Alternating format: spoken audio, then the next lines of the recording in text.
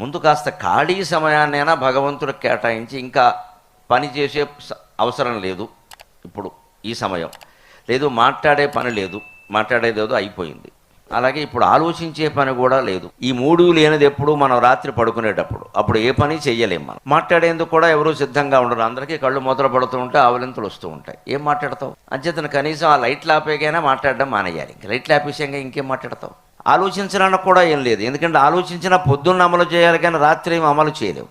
అప్పుడు ఖచ్చితంగా భగవంతుడికి చోటు ఇవ్వాలి మనసు. అందుకే మన సంప్రదాయంలో పొద్దున్న లేచేటప్పుడు, రాత్రి పడుకునేటప్పుడు ఖచ్చితంగా భగవంతుడిని తలుచుకుని లేవమని. అది ఒక్కటి చేసేస్తే అయిపోయిందని కాదు, అలా చేస్తే ఇంకా చేస్తాడని. ఒకనాటికి 60-70 ఏళ్ళు వచ్చేనాటికి ఏమనిపిస్తుందంటే మనసుకి ఈ అభ్యాస సంస్కారం కారణంగా ఇక నాకు ఇప్పుడు ఏం పని చేయాలి నేను అని, ఒకవేళ ఏదన్నా మంచంలోంచి లేవలేని పరిస్థితి వచ్చినా దాన్ని అవస్థగా భావించడండి, అవకాశంగా భావిస్తే ఆశ్చర్యకరమైన మాట.